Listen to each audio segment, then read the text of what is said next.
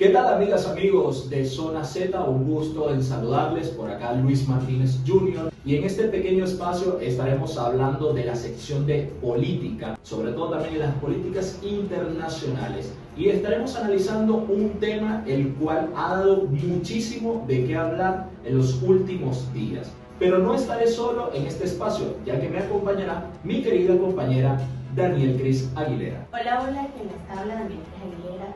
Y bueno, Luis, la crisis de violencia en Ecuador ha tomado mucho protagonismo en Latinoamérica estos últimos días porque la fuerte postura de su presidente Daniel Noboa ha derivado en una guerra que ha terminado en secuestros, fugas y actos de terrorismo en diferentes ciudades.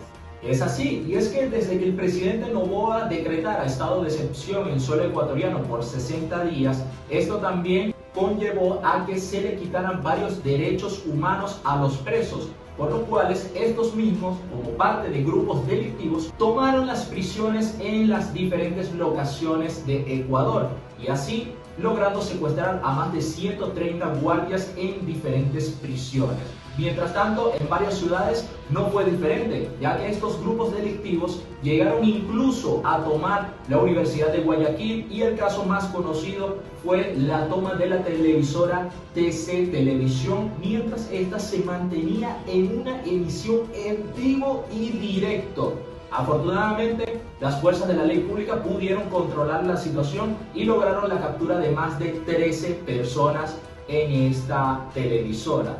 Y esto ha llevado a que el presidente Noboa decretara un conflicto armado interno. Y te preguntarás tú, ¿qué significa esto? Pues muy simple, es que con este conflicto armado interno, las fuerzas nacionales del Ecuador y la policía ahora tienen como objetivo primordial detener a estos grupos delictivos que se dedican al crimen organizado. Hay que entender también que esto tiene sus propias razones.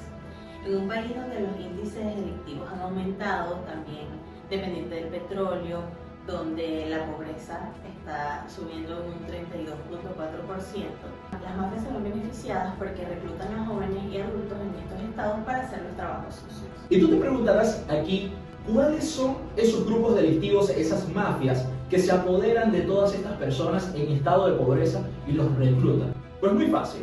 En Ecuador hay alrededor de un total de 1.500 bandas en total. Sin embargo, son tres las principales conocidas y las más grandes entidades delictivas en el Ecuador, las cuales son los tiguerones, los choneros, los cuales están aliados con el cartel de Sinaloa de México, uno de los más conocidos en el mundo, y los lobos. Pero sin embargo, son los choneros quienes son los que tienen el mayor trabajo delictivo de toda la zona del Ecuador. Lo que es verdad es que lo que está pasando en Ecuador es bastante preocupante y no hay indicios de que esto debe ocurrir hasta la fecha, porque nada más en el 2023 la cantidad de muertes violentas aumentó drásticamente con respecto al 2022, porque en este año pasado fueron más de 7.500 muertes violentas registradas, lo que representa un récord para el país. En el 2022 fueron más de 4.400. A todas estas, Luis, ¿qué piensas tú de todo esto?